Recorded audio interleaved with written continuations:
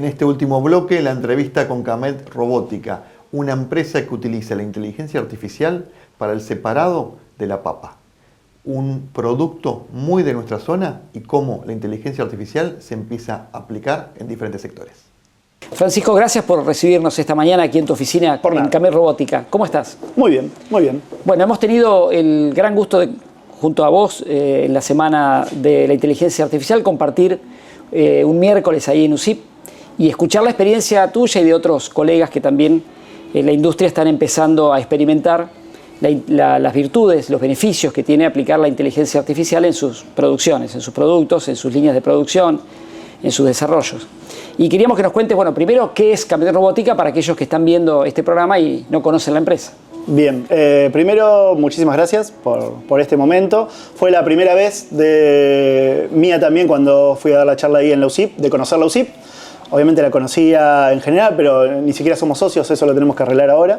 Pero no, me pareció muy lindo el ambiente y me pareció también muy bueno la idea de empezar a hacer todas estas charlas de visibilización de lo que es la inteligencia artificial.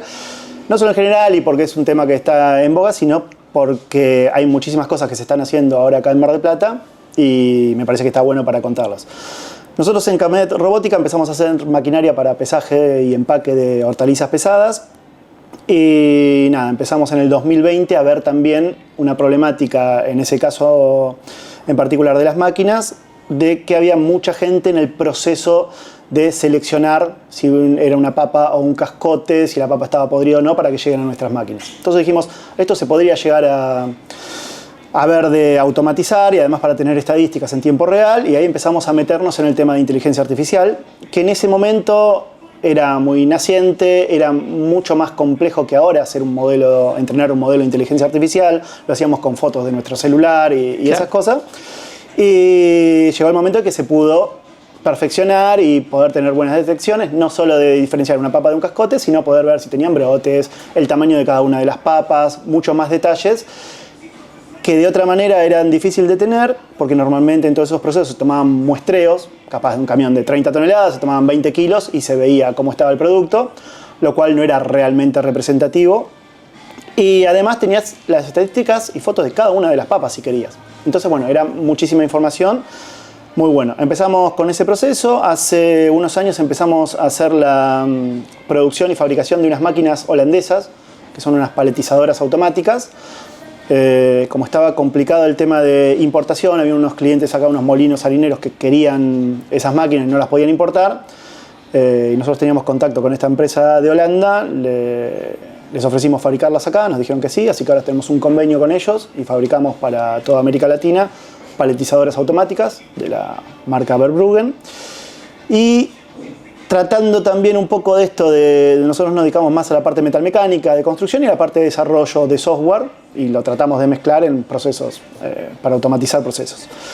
Y lo que vimos con el tema de la fabricación de paletizadoras es que el proceso que antes se hacía manual y la persona venía con la bolsa al hombro y la iba poniendo a mano en un pallet, contaba cuáles eran y demás, al automatizar el proceso y tener una paletizadora automática, el proceso ese de revisión en tiempo real que hacía la persona de si la bolsa estaba bien, si estaba con menos peso, si tenía una rotura y perdía harina o el producto que sea, no existió más. Al automatizarse todo el proceso, las bolsas iban directo a la máquina y si había algún problema te enterabas después cuando ya estaba el palet hecho y capaz que tenías que desarmarlo, sacar esa bolsa, limpiar, volver a ponerlo.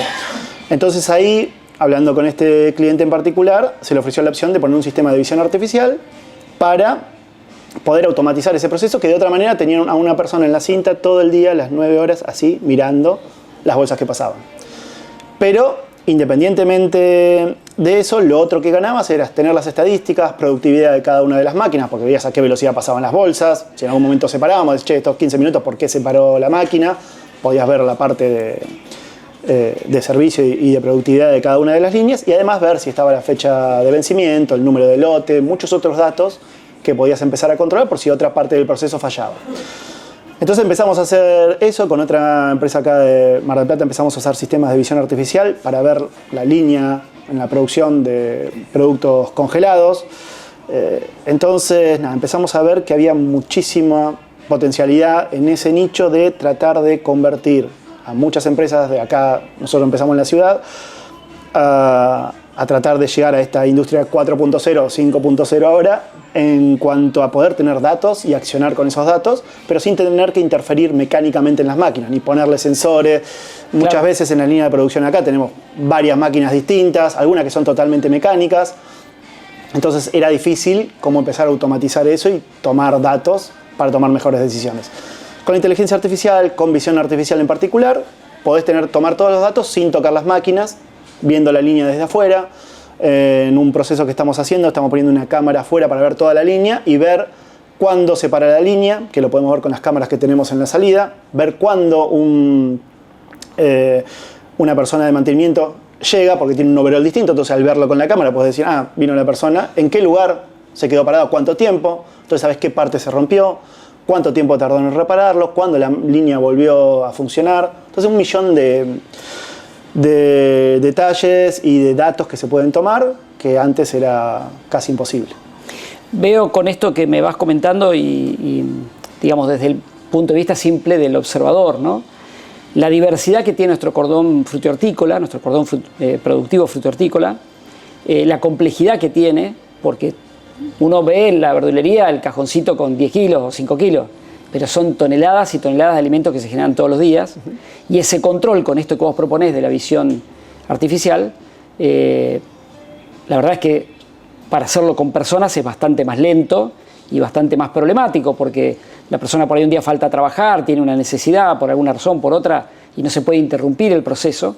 Sí, y aparte tenés otro tema también, que a veces el proceso depende de otros factores, capaz que es el climático, lo que sea, Claro. y vos no tenés el producto y tenés toda la gente ahí esperando Exactamente. 5 horas hasta que se pueda cosechar, o un día que no trabajaron. Muchas veces se paga por productividad y hay 2, 3 días capaz que llovió, no podés cosechar y la gente está ahí, y capaz que después dice, bueno, me voy porque no se está haciendo nada, y cuando los necesitas no están.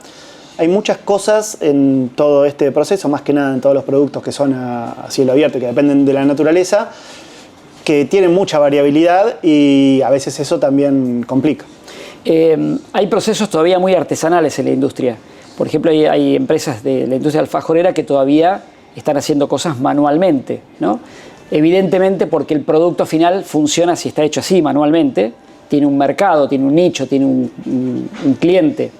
Pero en la medida en que se avance con la robótica, que se avance con la mecanización, que se avance en estos puntos que vos decís de la industria 4.0, la industria 5.0, la conectividad a Internet, vamos a tener la posibilidad de producir más y mejor, de mejor calidad. Creo que a lo que se apunta es a eso. Sí, y no solo eso, sino que vas a tener los datos de lo que estás haciendo. Nos ha pasado con muchos clientes que no sabían las bolsas que estaban haciendo. Claro. Es como que el dato te enterás después porque vas haciendo bolsas del producto que sea, no sé, harina, y no sabes la que estás haciendo, no la podés contar. Es un dato que se pierde. Y después te terminás de enterar cuando decís, bueno, cargué tantos camiones con tantos pallets cada uno, tantas bolsas por pallet, bueno, le calculás más o menos, pero no sabes cuántas se te rompieron en el camino, no sabes si te quedó algo de stock. Hay muchos datos que no los tenés porque no tenés la información en tiempo real. Entonces, de esta manera, sin interferir en la línea, puedes tener todos esos datos. De la misma manera, la calidad de cada uno de los productos que vos estás vendiendo. Te llegan papa, te llegan kiwi, frutilla. Vos podés estar sabiendo, podés saber qué problema tiene. Y para empresas grandes, en la que dependen de productores externos que le dan la materia prima, pueden hacer un chequeo y saber si le pagan más, si le pagan menos, qué calidad de producto tiene cada uno, porque lo que pasa normalmente es que se hace, como te contaba hoy, un muestreo muy chico, Claro, de todo bien. Entonces no es representativo, a veces ese muestreo sale mal y al productor le pagan muchísimo menos valor y en realidad era una parte que estaba mal, pero la mayoría estaba bien. Entonces, bueno, con todo esto se puede... Francisco, hay un tema a nivel mundial, fundamentalmente lo que es alimentos, que es la trazabilidad. Estos sistemas que vos proponés y que están ustedes trabajando dan también esa posibilidad de hacer una trazabilidad del producto. Por ejemplo, la harina desde el molino, me decías, desde el molino donde ingresó el trigo hasta el supermercado donde se vendió el paquete.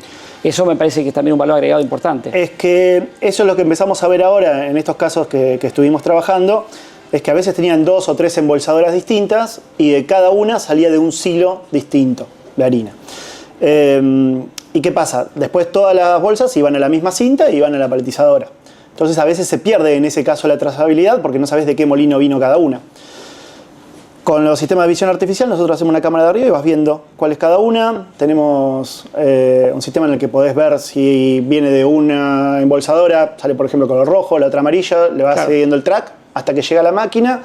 Con la paletizadora vos sabés la disposición de cada una, así que podés saber la posición exacta de dónde está la bolsa. Que vino de tal lugar. De tal lugar, y ese lugar, que es un silo determinado, viene de tal cosecha de trigo. Entonces podés hacer la trazabilidad de punto a punto, viendo esa información sin tocar nada. Francisco, gracias por estos minutos. Es un gusto grande charlar contigo. Nos han hablado mucho y muy bien de tu empresa en estos últimos años, así que los instamos a seguir trabajando y a seguir produciendo para Mar del Plata. Muchísimas gracias por el momento, y me parece que lo importante que tiene que sacar cualquiera que mire esto es que es bastante fácil adentrarse en la inteligencia artificial. Muchas veces se habla y uno dice, no, bueno, inteligencia artificial, chateo nada más, pero hay muchísimas capacidades acá en Mar del Plata y en Argentina también, de poder meter inteligencia artificial en los procesos productivos para ganar datos, tomar decisiones mejores. Así que nada, métanle que está bueno. Gracias. Por nada.